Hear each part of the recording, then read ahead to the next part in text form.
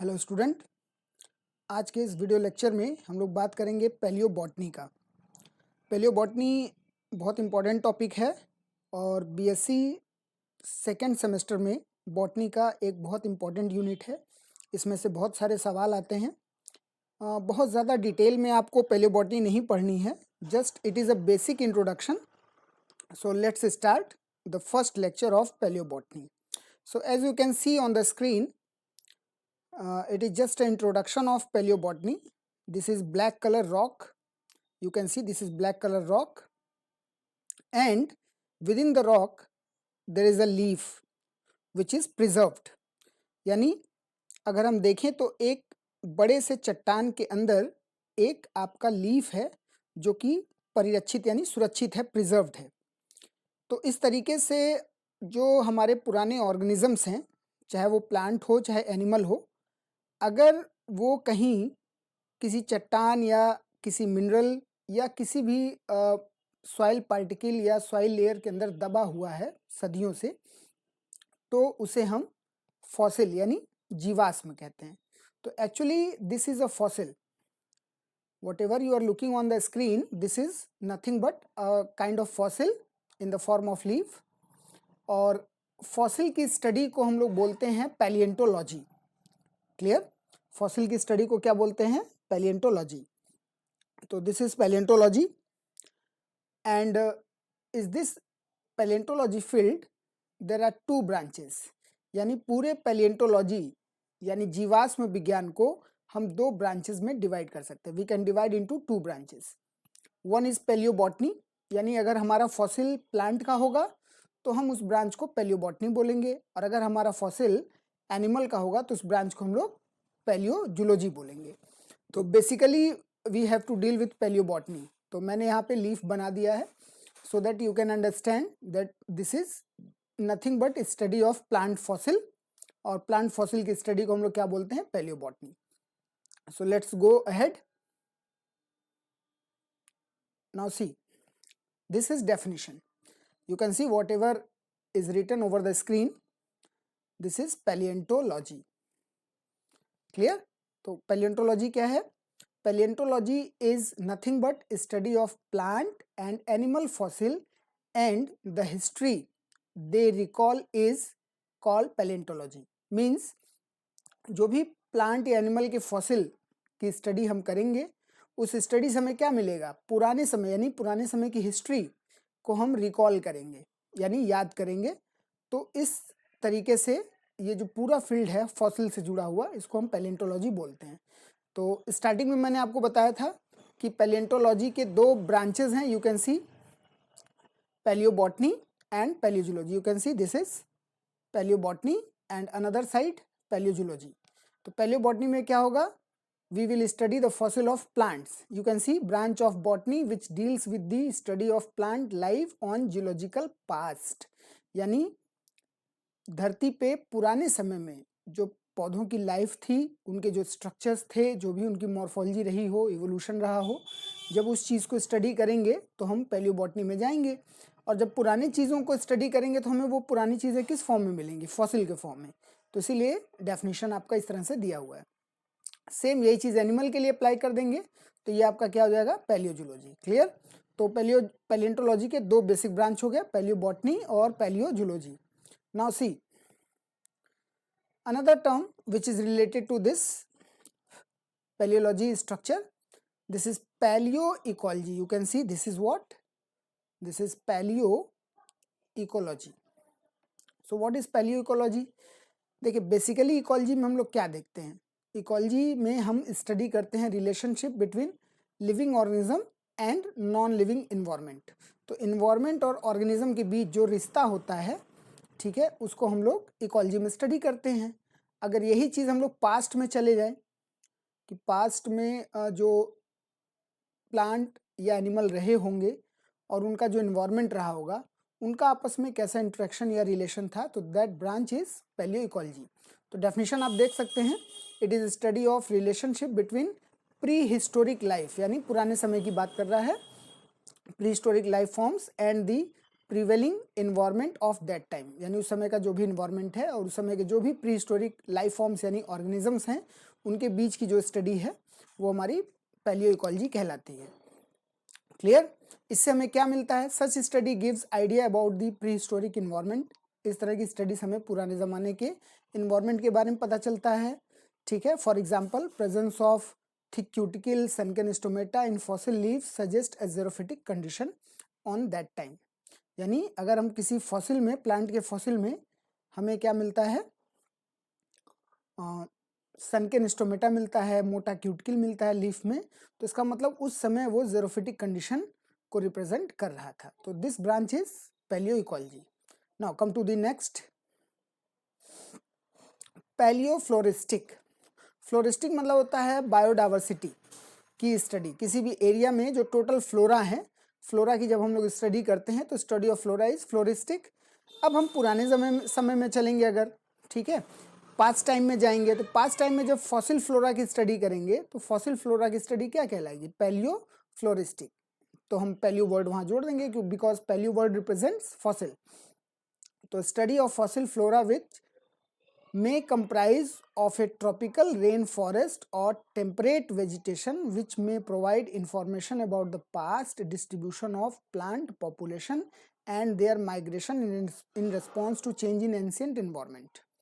तो क्या कह रहा है कि पुराने समय में जो हम लोग ट्रॉपिकल, यानी जहाँ बहुत गर्मी होती है उस एरिया को हम लोग ट्रॉपिकल बोलते हैं, जहाँ गर्मी ठंडी दोनों मौसम होता है वो टेम्परेट होता है। तो ट्रॉपिकल या टेम्परेट फॉरेस्ट का स्टडी पुराने समय में जो था, ठीक है, उसकी स्टडी कर रहे हैं ताकि हमें इंफॉर्मेशन मिल पाए उनके पास्ट के बारे में और उनके प्लांट पॉपुलेशन के बारे में और किस तरह से प्लांट माइग्रेट हुए in response to environmental change. तो ये सारी चीज़ें जब हम स्टडी करेंगे पास्ट टाइम में जाके, फ्लोरा और डिफरेंट टाइप्स के वेजिटेशन, टेम्परेट और ट्रॉपिकल वेजिटेशंस को पास्ट में जाके देखेंगे, तो this branch is called palaeofloristic. Now come to the next.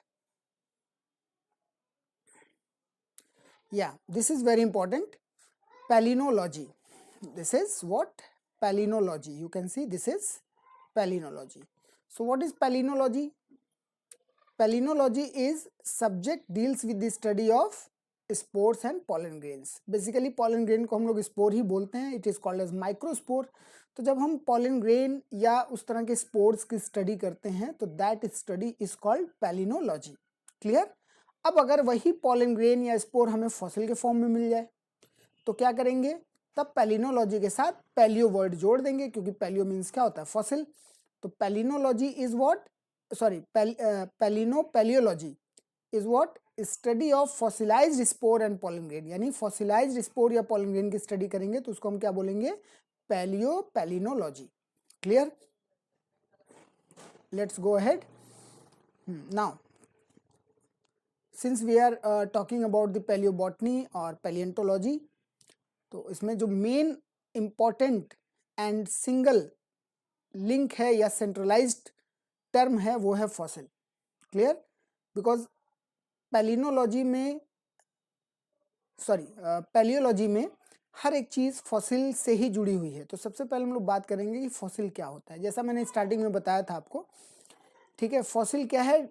एक सिंपल लाइन में अगर डिफाइन करें तो dead remains of ancient organism, यानी पुराने समय में जो ऑर्गेनिज्म मर गए, मरने के बाद उनका जो भी अवशेष बचा हुआ है, यानी डेड रिमेन्स बचा हुआ है, ठीक है, कहीं दबा हुआ है, किसी चट्टान में है या मिट्टी में कहीं अंदर दबा हुआ है, तो इस तरह का जो भी क्लू हमें मिलता है किसी लिविंग ऑर्गेनिज्म के बारे में, चाहे वो उसका स्ट्रक्चर डिफाइन करे या उसकी एनाटॉमी डिफाइन करे या उसका कंप्लीट स्ट्रक्चर डिफाइन करे, वो सारी चीज़ें फॉसिल कंसीडर की जाती हैं।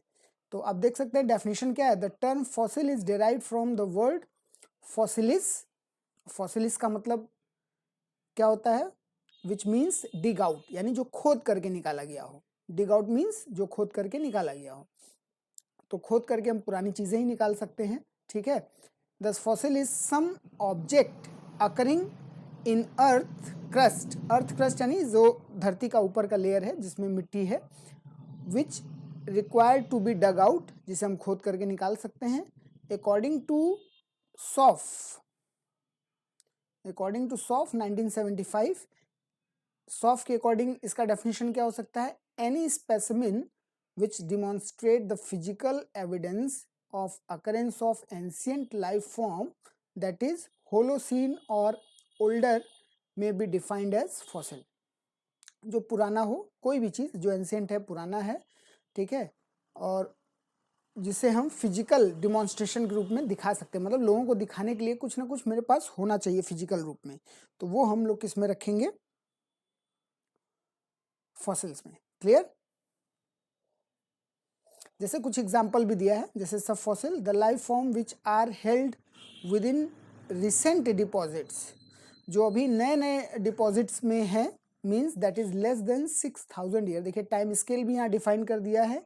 अगर हमारा फॉसिल 6000 साल से कम पुराना है, 6000 साल से कम पुराना है, तो हम उसको सब फॉसिल में कंसीडर करेंगे, और अगर 6000 साल से ज़्यादा पुराना है तब हम उसको कंप्लीट फॉसिल के तौर पे कंसीडर करेंगे। क्लियर? आर कॉल्ड सब fossils. Example mammoth and tillites. Mammoth क्या है? एक पुराने ज़माने में एक हाथी हुआ करता था जो आज नहीं पाया जाता है धरती पे, ठीक है। वो काफ़ी बड़ा हाथी होता था आज की हाथियों की तुलना में, और उसके पूरे शरीर पे बड़े बड़े बाल होते थे, और वो ठंडे प्रदेशों में पाया जाता था, साइबेरिया में, तो इसलिए उसका नाम था मैमथ। वुली मैमथ भी उसको बोलते थे। तो इस तरह के ऑर्गेनिज्म आज की डेट में नहीं है, लेकिन उनके फॉसिल्स मिलते हैं, बर्फ में दबे हुए पूरे स्ट्रक्चर मिलता है, जिससे पता चलता है कि किसी समय में ये ऑर्गेनिज्म अर्थ पे रहे होंगे। Clear? Now see, this is a pictorial graph, types of fossil on the basis of fossilisation. ठीक है, व्हाट इज फॉसिलाइजेशन? फॉसिल बनने का जो प्रोसेस होता है, means the process of formation of fossil is called fossilisation. Mechanism कह सकते हैं, प्रोसेस कह सकते हैं, प्रोसीजर कह सकते हैं, तो जो भी जिस भी प्रकार से आपका फॉसिल बनता है उस प्रोसेस को हम क्या बोलते हैं? फॉसिलाइजेशन। अब फॉसिल बनने का जो प्रोसेस है, यानी जो फॉसिलाइजेशन है, फॉसिलाइजेशन के आधार पे हम कितने तरह के फॉसिल को कंसीडर कर सकते हैं, मीन्स फॉसिलाइजेशन के आधार पे हम फॉसिल्स को कितने टाइप में बांट सकते हैं। तो बहुत सारे आपके हैं, ठीक है, देखिए एक एक करके, जैसे पेट्रीफैक्शन है, कॉम्प्रेशन है, ठीक है, फ्यूसिनाइज्ड फॉसिल है, ड्यूरीपैट्रिक फॉसिल है, ममीफिकेशन है, मोल्ड, इम्प्रेशन, ठीक है, इनक्रस्टेशन या कास्ट इसी को बोलते हैं। तो ये अलग अलग तरह के आपके फॉसिल टाइप्स हो सकते हैं फॉसिलाइजेशन के बेसिस पे। ठीक है, आगे हम लोग इन सबको एक एक करके डिटेल में पढ़ेंगे। सो लेट्स गो अहेड। देखिए पहली कैटेगरी आ गई आपका क्या? पेट्रिफिकेशन। सबसे इंपॉर्टेंट प्रोसेस होता है ये फॉसिल फॉर्मेशन में, सबसे इंपॉर्टेंट प्रोसेस होता है पेट्रिफिकेशन। पेट्रिफिकेशन का मतलब क्या है? This literally mean transformation into stone, यानी कोई फॉसिल है और वो फॉसिल किस में कन्वर्ट हो जा रहा है? स्टोन लाइक स्ट्रक्चर में। ऐसे समझिए कोई प्लांट का लीफ है, वो गिरा और वो धीरे धीरे धीरे धीरे उसका रूप बदल गया और वो एक पत्थर जैसा दिखने लगा। तो इस तरह का जब स्ट्रक्चर बनता है तो उस प्रोसेस को हम लोग क्या बोलते हैं? पेट्रिफिकेशन। अब क्यों ऐसा होता है? ठीक है, इसके पीछे रीज़न क्या है? रीज़न बहुत सिंपल है। जब कोई डेड बॉडी होगी, चाहे वो प्लांट की हो चाहे एनिमल की, जैसे जैसे वो मरेगा, सड़ेगा, तो कई बार क्या होता है कि अगर आसपास एक्वेटिक एनवायरनमेंट है, यानी जहाँ वो डेड बॉडी है या वो स्ट्रक्चर है, आसपास पानी है, तो पानी में जो मिनरल्स होते हैं वो धीरे धीरे उस डेड बॉडी पे डिपॉजिट होते हैं, यानी जो टिश्यूज़ मर करके ख़त्म हो रहे हैं उनकी जगह कौन ले रहा है? Mineral deposition.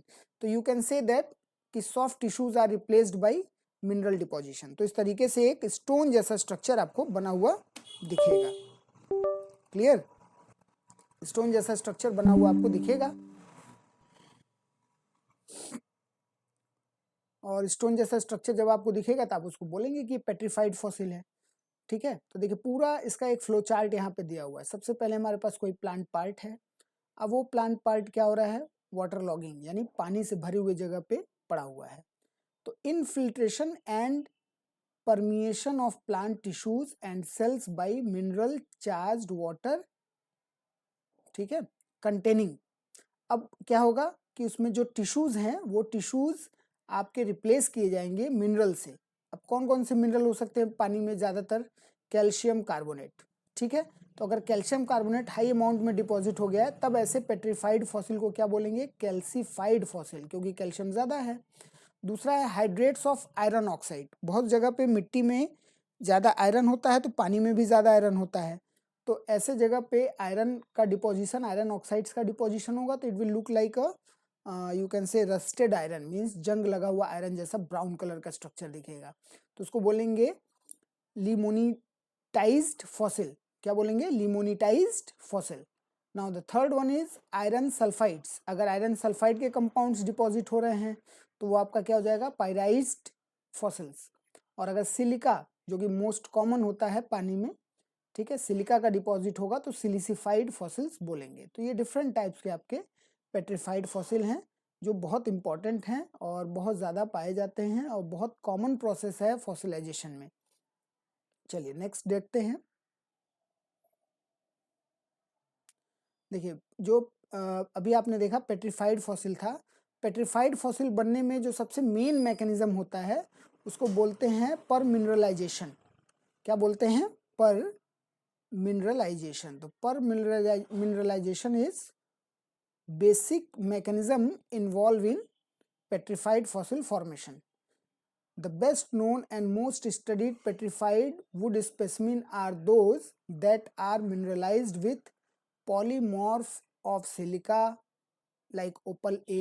जो सिलिका के बनते हैं ना, तो सिलिका से बनने वाले जो फॉसिल्स होते हैं वो काफ़ी क्रिस्टलाइन और चमकदार होते हैं, तो ऐसे चीज़ों को हम लोग ओपल कहते हैं। तो यहाँ पे इसीलिए नाम दिया हुआ है ओपल ए, ओपल सी, ठीक है।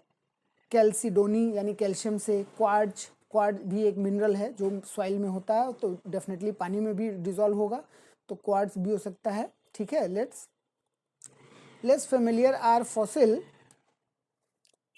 Would preserved with non silica minerals. तो ज़्यादातर तो सिलिका मिनरल से होते हैं, लेकिन कुछ ऐसे भी फॉसिल हैं जो नॉन सिलिका मिनरल से भी बनते हैं। Non silica mineral that causes wood petrification includes calcite, apatite, वही कैल्साइट यानी कैल्शियम का और है, एपेटाइट है, ठीक है, आयरन है, पायराइट्स है। तो इस तरह डिफरेंट टाइप्स के केमिकल्स हैं जो बेसिकली मिनरल्स है कह सकते हैं, जो जा करके डिपॉजिट हो सकते हैं, ठीक है। मैग्नीज ऑक्साइड है, कॉपर मिनरल्स हो गए, फ्लोराइड हो गया, बेराइट हो गया, नेट्रोलाइट हो गया। तो डिफरेंट टाइप्स के आपके बहुत सारे मिनरल्स हैं जो टिश्यूज़ को रिप्लेस करके डिपॉजिट हो सकते हैं। और ये जो मिनरल डिपॉजिशन होता है रिप्लेसमेंट करके टिश्यूज़ का, इस प्रोसेस को क्या बोलते हैं, पर मिनरलाइजेशन। क्लियर।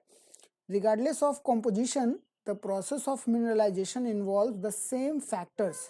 ठीक है, कौन सा कॉम्पोजिशन है, अगर इसको ध्यान ना भी दें तो भी मिनरलाइजेशन में वही फैक्टर्स इन्वॉल्व होंगे जो नॉर्मली होते हैं। पहला अवेलेबिलिटी ऑफ डिजॉल्व एलिमेंट्स, कि कितना कोई चीज़ पानी में डिजॉल्व है। फिर पानी का पीएच या आसपास के एनवायरनमेंट का पीएच, उसके आधार पर मिनरलाइजेशन अफेक्टेड होता है, ठीक है। तो ये सारी चीज़ें हैं, टेम्परेचर है और सारी चीज़ें, परमेबिलिटी ऑफ वुड, कि वुड का जो सेल वॉल है वो कितना परमेबल है, कितना वो एब्जॉर्ब कर सकता है मिनरल्स को। तो एनाटॉमिकल फीचर्स हो गए, ये सारी चीज़ें होती हैं जो इसको अफेक्ट करती हैं। Clear. Now let's go ahead. Coal ball. Coal ball is another type of mineral, sorry it is a kind of fossil you can say, जो कि दिखने में बिल्कुल ब्लैक कलर का और स्फेरिकल, ऑलमोस्ट स्फेरिकल शेप होता है, इसीलिए हम लोग इसको कोल बॉल कहते हैं। One of the important example of petrification is coal ball. तो कोल बॉल भी आपका किससे बनेगा, पेट्रिफिकेशन प्रोसेस से ही बनेगा। यानी पेट्रिफिकेशन में अगर मिनरल डिपोजिशन कुछ इस तरह से हो रहा है कि जो हमारा फॉसिल रिकॉर्ड बनेगा या प्रोसेस ऑफ फॉसिलेशन होगा, उसमें जो भी स्ट्रक्चर डेवलप होगा वो बिल्कुल स्फेरिकल बॉल की तरह, जैसे आप नीचे देख रहे हैं यहाँ पे, ठीक है। तो it will look like a coal, यानी कोयले जैसा दिखेगा, तो इसीलिए इसको नाम दिया जा रहा है coal ball. Clear. Coal ball are calcified fossil formed due to deposition of calcium carbonate. They are more or less round, clear, bodies of 20 to 40 centimeter diameter found exclusively in the peats of Carboniferous Permian period। यानी Permian period, पुराने समय में time scale में जाएंगे तो जो Permian period था उसका जो कार्बोनिफेरस पीरियड की बात हो रही है, उसमें पीट बहुत ज़्यादा पाए जाते थे। पीट एक बहुत ही लो क्वालिटी का कोयला होता है, basically it is made up of a kind of bryophyte sphagnum, तो स्फेग्नम से डिराइव्ड होता है। तो ये जो पीट है, इस पीट की वजह से जो कैल्शियम कार्बोनेट डिपॉजिट हो रहा है वो ब्लैकिश कलर का आपको दिख रहा है। तो coal ball are composed of numerous plant fragments embedded with in the calcium carbonate matrix which on dissected reveal the structure detail of the organ. यानी जब हम इसको तोड़ेंगे, कट करेंगे, डाइसेक्ट करेंगे तो उसके अंदर कौन कौन से स्ट्रक्चर हैं तो वो हमें दिखाई देगा। जैसे इसका देखो, ये यहाँ कट किया गया और इस पिक्चर को यहाँ पे डिटेल में दिखाया गया है।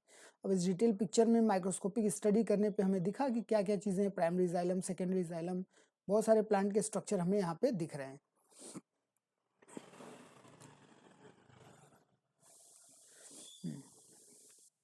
ऑर्थोजेनिक प्रिजर्वेशन यानी सीमेंट से रिलेटेड है ये प्रोसेस, सीमेंटेशन बोलते हैं इसको। तो ऑर्थोजेनिक प्रिजर्वेशन या सीमेंटेशन, तो इस केस में क्या होगा, देखो in this case the surface morphology is preserved, यानी इसमें इंटरनल कोई स्ट्रक्चर नहीं मिलेगा। जैसे इसके पहले भी आपने कोल बॉल में देखा, जाइलम था, फ्लोएम था, सब दिख रहा था, तो वो इंटरनल एनाटॉमी थी। इसमें एनाटॉमी के बारे में हमें कुछ भी पता नहीं चलेगा, ठीक है। ऑर्थोजेनिक प्रिजर्वेशन या सीमेंटेशन में सिर्फ हम सरफेस की स्टडी कर सकते हैं, ठीक है। अब इस प्रोसेस में क्या होगा, देखो the decaying plant material develop electrical charges, यानी जब प्लांट मटेरियल डिकम्पोज होंगे, ठीक है, बहुत डिकम्पोज होकर के मिनरल्स में जाएंगे या क्ले पार्ट में जाएंगे, तो जब क्लेई सॉल्यूशन बनेगा तो उस पर चार्जेस आएंगे, electrical charges, positive negative charges आएंगे which attract oppositely charge mineral particle composed of iron and carbonate deposits. तो आसपास जो इन्वायरमेंट है, वाटर है या जो भी सॉइल है, उसमें जो भी पॉजिटिव चार्ज होगा उसको वो अट्रैक्ट करेंगे, पॉजिटिव नेगेटिव चार्जेस को। तो जब अट्रैक्ट करेंगे तो वो उनके ऊपर डिपॉजिट होंगे। These materials accumulate and become cemented around the plant organ. अब क्या होगा, उसके ऊपर इसी तरह से जब चिपकते जाएंगे तो पूरे ऊपर एक लेयर बन जाएगी, and that layer is just like a cement. जैसे हम घर में सीमेंट ले और किसी चीज के ऊपर लगा दें तो ऊपर से तो उसको कवर कर लेगा, क्लियर। तो surface part is totally covered with this cemented material and yielding 3 different types of fossils, clear. और इसकी वजह से हमें 3 अलग अलग तरह के फॉसिल मिलेंगे, यानी 3 डिफरेंट फॉसिल्स हैं जो इस प्रोसेस में हमें मिलने वाले। एक है इम्प्रेशन, दूसरा है मोल्ड और तीसरा है कास्ट। तो इम्प्रेशन, मोल्ड और कास्ट, ये तीनों किस प्रोसेस से बनेंगे, सीमेंटेशन प्रोसेस से बनेंगे। तो लेट्स सी इम्प्रेशन क्या है, the negative imprint of the morphological structure of flat two-dimensional organ like leaf, sporophyll, etc. In case of leaves, the venation pattern and sometimes the morphology of epidermal hairs are often preserved. Impression में क्या होता है कि कोई भी पतला structure अगर है, जैसे लीफ हमारी है या स्पोरोफिल है, जैसे एग्जांपल यहाँ पे दिया हुआ लीफ या स्पोरोफिल, तो लीफ या स्पोरोफिल बहुत पतला स्ट्रक्चर है, तो उसकी सिर्फ मॉर्फोलॉजी हमें दिखेगी निगेटिव मॉर्फोलॉजी। निगेटिव यानी जैसे लीफ ग्रीन होगा, सूखेगा तो ब्राउन हो जाएगा, लेकिन जब डिकम्पोज होगा तो वहाँ ब्लैक कलर का एक निशान बनेगा लीफ के आकार का, ठीक है। और basically impression generally solid surface पे बनता है, चट्टानों पे, तो इसलिए आपको सॉलिड सरफेस भी हो सकता है और ज़्यादातर, और कुछ केसेस में अगर गीली मिट्टी है उसके नीचे वो क्ले में दबा हुआ है स्ट्रक्चर है तो भी ऐसा हो सकता है। तो इसमें क्या होगा कि सारी चीज़ें डिकम्पोज होंगी और डिकम्पोज होने से जो कार्बन रिलीज होता है वो एक ब्लैक कलर का उसका निशान छोड़ देता है, और इस पैटर्न को ही हम लोग क्या बोलते हैं, इम्प्रेशन। देखिए डेफिनेशन क्या है, द निगेटिव इम्प्रिंट, यानी निगेटिव मार्किंग है, ब्लैक कलर की मार्किंग है। जैसे फोटो पुराने ज़माने में हम लोग खींचते थे तो निगेटिव बनता था, आजकल तो वो फैशन नहीं है, क्लियर। तो अगर ऐसा कुछ दिखेगा तो हम उसको इम्प्रेशन बोलेंगे। मोल्ड में क्या होगा, it is formed in case of 3 dimensional. देखिए मेन चीज़ क्या है, इम्प्रेशन आपका 2 डायमेंशनल है क्योंकि पतला स्ट्रक्चर था, चपटा स्ट्रक्चर का बन रहा था, तो इट इज 2 डायमेंशनल स्ट्रक्चर। लेकिन मोल्ड हमारा क्या होगा, 3 dimensional, means it could be spherical, it could be cylindrical or of any shape which is having 3D structure, clear. तो it is formed in case of 3 dimensional organ such as stem, stem में बनेगा। When plant part falls on the ground, it becomes surrounded by the rock forming material which later solidify, जो बाद में solidify हो जाएंगे इन, वही cementation वाला concept है, in the course of time. तो सीमेंटेशन सब में हो रहा है, बस प्रोसेस क्या है, यहाँ 2D है, यहाँ 3D है बेसिकली। क्लियर? तो इसका एग्जाम्पल है lepidodendron. Let's go to the next, cast या incrustation. Third one is cast या इनक्रस्टेशन।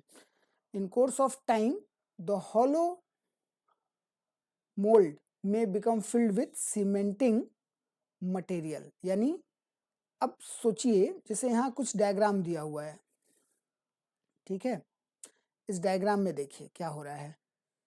बेसिकली ये जो स्ट्रक्चर है, यहाँ आप देखिए प्लांट है, प्लांट का ये बेसिक रूट और ये स्टेम है, ठीक है। इसके ऊपर मिनरल डिपॉजिट हो गया, फिर मिनरल डिपॉजिट होने के बाद धीरे धीरे प्लांट वहाँ से सड़ करके गायब हो गया और वो मिनरल वहाँ पे आपको दिख रहा है, ठीक है। तो अगर वो मिनरल वहाँ पे पूरी तरह भर जाए तो वो क्या होगा, उस रूट का पूरा शेप ले लेगा, और जब आप उसको हटाएंगे वहाँ से खोद के निकालेंगे तो आपको मिनरल का बना हुआ एक रूट नज़र आएगा, जैसे यहाँ दिख रहा है। तो जब इस तरह का रूट नज़र आएगा तो आपको एक आकृति मिली। तो इस स्ट्रक्चर की वजह से हम लोग इसको क्या बोलते हैं, कास्ट या इनक्रस्टेशन बोलते हैं। तो वहाँ पे क्या था, देखिए इसके पहले आपने जो पढ़ा उसमें एक में 2D इम्प्रिंट था, एक में 3D इम्प्रिंट था, कुछ इस तरह का सॉलिड मटेरियल डिपॉजिट होकर के नहीं बन रहा था। तो अगर हमारा स्ट्रक्चर हॉलो होगा, यानी जिसमें छेद हो, तो मिनरल उसके अंदर तक चले जाएंगे और अंदर जाके डिपॉजिट हो जाएंगे, लाइक सिलिका, क्ले, लाइम, ये सब मिनरल्स हैं जो उसके अंदर डिपॉजिट हो जाएंगे, विच become lithified and more solid than the external material. Later the external material may be eroded, leaving the exact replica of the original plant organ। यानी ऊपर से पुराना मटेरियल सड़ के हट जाएगा और जो अंदर मिनरल डिपॉजिट हुआ है वो हमें एग्जैक्ट उसी शेप में दिखेगा। तो इसको हम लोग कास्ट बोलेंगे। ये बिल्कुल वैसे ही है जैसे टेम्पलेट यानी सांचा लेकर के मिट्टी भर के हम एक खिलौने का रूप दे देते हैं और सांचा खोलते हैं तो मिट्टी बिल्कुल खिलौने का रूप ले लेती है। तो exactly similar mechanism you can C. See some examples of orthogenic preservation, that is cementation। आप देख सकते हैं ये जो आदमी है इसके हाथ में एक बड़ा सा स्टोन है, ठीक है, और उस स्टोन पे छोटी छोटी पत्तियों के निशान बने हुए हैं। तो ये आपका किस में आ गया, 2D स्ट्रक्चर में आ गया, means it is what, it is impression. Clear? यहाँ देखिए, यहाँ भी पत्तियों के ढेर सारे निशान मिल रहे हैं, तो ये क्या है, इम्प्रेशन है। क्लियर? This is impression. लेकिन यहाँ देखिए, यहाँ क्या है, ऐसा लग रहा है जैसे रूट पड़ी हुई है, लेकिन ये रूट नहीं है, मिनरल डिपोजिशन है जो रूट के आकार का है। क्लियर? उसी तरह यहाँ भी आप देखिए अंदर का स्ट्रक्चर पूरा दिख रहा है। तो ये आपका कास्ट हो गया बेसिकली। तो इस तरह से डिफरेंट तरह के पैटर्न आपको मिलते हैं सीमेंटेशन के प्रोसेस में। चलिए, now next is compression. Third is compression. Compression में फॉसिल में क्या होता है, कैसे कैसे बनते हैं ये प्रोसेस, जो फॉसिलाइजेशन का कॉम्प्रेशन प्रोसेस है। देखिए हम लोगों ने अब तक 2 प्रोसेस पढ़ा है। पहला पढ़ा था पेट्रिफिकेशन, दूसरा हम लोगों ने पढ़ा सीमेंटेशन, ठीक है। Now third is compression. तो कॉम्प्रेशन में आएंगे तो क्या होगा, the bulk of plant material gets compressed within the deposits. यानी जैसे प्लांट का कोई मोटा सा टिश्यू है, जैसे ये लीफ ही है, जैसे एग्जाम्पल आपको सामने दिख रहा है, लीफ है, ठीक है। अब यहाँ आप देख सकते हैं ये पूरा लीफ है, लीफ के ऊपर मटेरियल सेडिमेंट्स जो है वो डिपॉजिट हो रहे हैं। तो सेडिमेंट्स के प्रेशर से धीरे धीरे दबेगा, दबते दबते दबते एकदम पतला सा हो जाएगा, जैसे यहाँ दिख रहा है, ठीक है। जैसे यहाँ स्ट्रक्चर था, ये देखिए मोटा था, फिर धीरे धीरे दबा दबा और पतला हो गया। तो कंप्रेशन हो रहा है, means there is some kind of pressure which is exerting by deposition of sediments over the material. और जब मटेरियल के ऊपर सेडिमेंट्स डिपॉजिट हो रहे हैं तो वो कंप्रेस हो रहा है, दब रहा है, और दब करके वो फॉसिल के फॉर्म में आ जा रहा है। क्लियर? तो डेफिनेशन में भी वही लिखा है, the bulk of plant material gets compressed within deposit as additional sediments are laid down over the organ, it becomes more compact and flattened, चपटा हो जाएगा। The water inside is squeezed out, यानी जब वो दबेगा तो उसके अंदर जितना भी पानी होगा वो जाहिर सी बात है निकल जाएगा, squeezed out हो जाएगा। and what remain is a thin film of carbonaceous material representing the original outline of plant organ। यानी उसके बाद जो एकदम कंप्रेस होके जो बचेगा वो पतला सा आपका कार्बन कंटेनिंग मटेरियल होगा, क्योंकि कुछ टिश्यूज डिकम्पोज होंगे तो कार्बन रहेगा, ठीक है। और ऐसे केस में ऑक्सीजन तो होता नहीं है कि कार्बन डाइऑक्साइड के रूप में उड़ जाए, तो जनरली कार्बन डिपॉजिट होता है। तो आप देख सकते हैं थोड़ा सा ब्लैकिश अपीयरेंस यहाँ पे भी रहेगा। क्लियर। तो इस तरह से जब स्ट्रक्चर कंप्रेस होके बनेगा तो उसको हम लोग कंप्रेशन फॉसिल में रखेंगे। ठीक है, जो टाइप ऑफ फॉसिलेशन होगा that is compression. They are usually preserved within the clay nodules. Clay nodules are smooth oval masses of fine grained rock varying in length from an inch to a foot, which is on splitting open along the plane of bedding reveal compression on one half and impression on other half। यानी जब ऐसे mineral deposition आपको मिलेंगे जिसमें इस तरह की चीजें होंगी, क्लियर, तो उसको जब आप तोड़ेंगे तो दो हिस्से मिलेंगे। एक हिस्से में आपको प्लांट मटेरियल मिलेगा, ठीक है, और दूसरे हिस्से में उसका एक निशान मिलेगा। जैसे यहाँ आप देख सकते हैं दोनों एक ही स्टोन है, उसको तोड़ा गया है, तोड़ने पे एक साइड इसका निशान है, एक तरफ मटेरियल हमें दबा हुआ मिल रहा है। तो वही बात यहाँ पे कर रहा है। इनकी साइज बहुत छोटी भी हो सकती है, ठीक है, 1 इंच से लेकर के कुछ फीट तक, 1 फीट तक maximum. Example leaves of metasequoia occidentalis, fertile fronds of senftenbergia. Senftenbergia एक अलग प्लांट है, जिम्नोस्पर्मिक। तो इस तरह से आपको डिफरेंट तरह के कॉम्प्रेशन फॉसिल देखने को मिलेंगे। So let's move ahead to the next part. fourth, we are talking about the fourth now. Fourth type of fossil is duripartic fossil. Duripartic fossil में क्या होता है, hard part preservation is called duripartic. यानी जो plant में बहुत hard part होगा, जैसे सेल वॉल, कुछ प्लांट में सेल वॉल बहुत हार्ड होती है। जैसे एग्जांपल आप यहाँ देख सकते हैं, जो डायग्राम आपको दिख रहा है बेसिकली डायटम्स हैं, ठीक है। तो डायटम्स के जो सेल वॉल होते हैं सिलिका से भरे हुए होते हैं, यानी इनक्रस्टेटेड विद सिलिका ऑलरेडी नेचुरली। तो बहुत हार्ड उनका सेल वॉल होता है, तो वो डिकम्पोज होगा नहीं। तो अगर इस तरह का कोई हार्ड मटेरियल प्लांट का है, ठीक है, तो वो एज सच प्रिजर्व हो जाएगा। तो जब इस तरह के हार्ड मटेरियल का प्रिजर्वेशन से फॉसिल बनेगा तो उसको क्या बोलेंगे, ड्यूरीपैट्रिक फॉसिल। तो hard part preservation is called duripartic preservation. Example is coralline algae belonging to red and green algae, ठीक है। देखिए जो रेड एल्गी होती हैं बेसिकली उनमें सेल वॉल में एक कैल्शियम कंटेनिंग कंपाउंड होता है जिसे कोरेलिन बोलते हैं। तो कोरेलिन की वजह से वो बहुत हार्ड होता है उसका स्ट्रक्चर। तो वही बोल रहा है, coralline algae belongings to red and sometimes green as well as some cyanophyceae whose calcareous hard part are preserved directly are good example। ठीक है। Another example is diatomaceous earth। Diatomaceous earth means the dead deposition of diatoms. ये diatom जब मरते हैं तो ये deposit होते हैं इस तरह से। तो इनका जो डिपोजिशन होता है वो पूरा एक लेयर के फॉर्म में होता है, मैट के फॉर्म में होता है, उसको हम लोग डायटोमेसिस अर्थ बोलते हैं। बहुत इंपॉर्टेंट ये क्वेश्चन है कि डायटोमेसिस अर्थ कौन बनाता है, तो डायटम्स यानी मेंबर ऑफ बेसिलेरियोफाइसी। इनका जो क्लास होता है फ्रिस के क्लासिफिकेशन में, उसमें हम लोग बेसिलेरियोफाइसी में इसको रखते हैं, तो वहाँ आपको मिलेगा ये। चलिए नेक्स्ट इज जो अगला हमारा है फिफ्थ वन, ठीक है, फ्यूसेनाइज्ड फॉसिल। तो फ्यूसेनाइज्ड फॉसिल में क्या होता है, the qualified remains of plant part fossilised after forest due to charring are called फ्यूसेनाइड।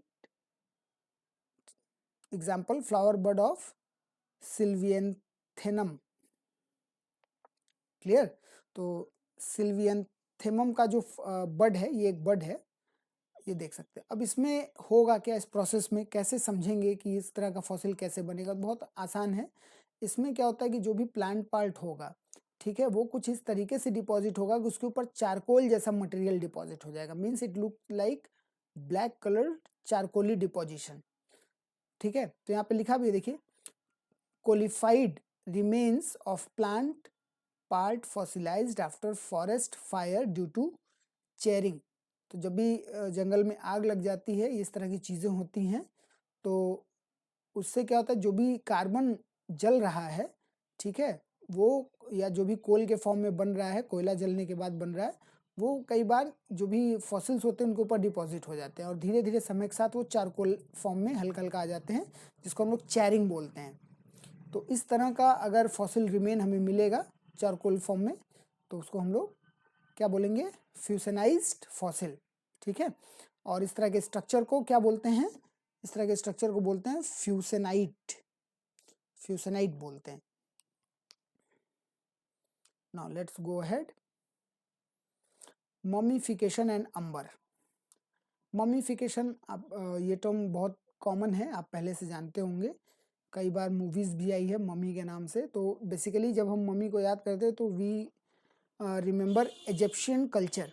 Egypt में क्या होता था कि जो लोग मर जाते थे उनको एक खास तरह का केमिकल पेस्ट लगा करके फिर कपड़े से लपेट करके डेड बॉडी को रख दिया जाता था ताकि वो सड़े ना, खराब ना हो। तो अगर यही चीज़ नेचर में होगा तो उसको हम लोग क्या बोलेंगे, मोमिफाइड। व्हेन द एंटायर ऑर्गेनिज्म, यानी जब पूरा का पूरा एक ऑर्गेनिज्म, जैसे देख सकते हैं ये वूली मैमथ है, ठीक है, और ये एक वूली मैमथ का फॉसिल है, ये फोटोग्राफ है और ये उसके फॉसिल का फोटोग्राफ है। तो इसमें पूरा का पूरा हाथी जैसा जो एनिमल है वो पूरी तरह से प्रिजर्व्ड है। ठीक है, तो व्हेन द एंटायर ऑर्गेनिज्म और the whole organ gets preserved under cryo condition, cryo means cold, cold यानी बर्फ में दब गया है, ठीक है, और अंडर ऑयल सेचुरेटेड इन्वायरमेंट, या ऐसी जगह दब गया जहाँ बहुत सारा ऑयल था, तो उस वजह से भी बॉडी डिकम्पोज नहीं होगी। तो तेल या बर्फ, ये दो चीज़ें होती हैं जो बॉडी को डिकम्पोज होने से बचा देती हैं। बैक्टीरिया और फंगस काम नहीं कर पाते हैं तो वो डिकम्पोज नहीं होता है। तो इस तरह के इन्वायरमेंट में जब कंप्लीट बॉडी प्रिजर्व वो होगी, फॉसिलाइज्ड होगी, तो ऐसे फॉसिल्स को क्या बोलेंगे, ममीज, और इस प्रोसेस को क्या बोलेंगे, ममीफिकेशन। क्लियर। इसके अलग टाइप में एक दूसरा देखिए, ऊपर के जो फोटोग्राफ्स हैं, यहाँ देखिए ये प्लांट है, आपने अक्सर प्लांट में से कुछ इस तरह का ट्रांसपेरेंट मटेरियल, लिक्विड मटेरियल निकलते हुए देखा होगा। क्लियर, इसको बोलते हैं प्लांट रेजिन। और जब ये प्लांट रेजिन नीचे ज़मीन पे गिरता है तो सूखता है तो ऐसा चमकदार शाइनी स्टोन का रूप ले लेता है। लेकिन आप इस स्टोन को ध्यान से देखिए, इसमें बहुत सारे छोटे छोटे ऑर्गेनिजम्स या उनके पार्ट्स आपको दिखेंगे। ठीक है, फॉर एग्जाम्पल कोई एनिमल भी हो सकता है, कोई प्लांट का पार्ट हो सकता है, पॉलन ग्रेन हो सकता है, फ्लावर का कोई पार्ट हो सकता है, या बहुत छोटा फ्लावर है तो एंटायर फ्लावर भी हो सकता है। तो कोई भी चीज़ जो बहुत छोटी है वो इस रेजिन में अगर अंदर लिपट के एम्बेडेड हो गई, यानी उसमें धंस गई, तो वो एक फॉसिल फॉर्म में इसमें पड़ी रहती है। तो अगर प्लांट के रेजिन में फॉसिल हमें मिल रहा है तो उसको हम क्या बोलते हैं, अंबर। तो अंबर क्या है, fossils produced by embedded in plant resin. तो अगर प्लांट रेजिन में एम्बेडेड होकर के फॉसिल बन रहा है तो दैट इज अंबर। और अगर पूरा एंटायर ऑर्गेनिज्म किसी क्रायो प्रिजर्वेशन या ऑयल सैचुरेटेड इन्वायरमेंट में डिपॉजिट हो रहा है, मिल रहा है फॉसिल फॉर्म में, तो उस प्रोसेस को हम लोग ममीफिकेशन बोलेंगे। Clear. Now go to the next. Now this is geological time scale. So geological time scale we will discuss in lecture 2, okay, because it is a very detailed topic and video is going to be very longer. So we will talk about this in the next section, part 2. Thank you.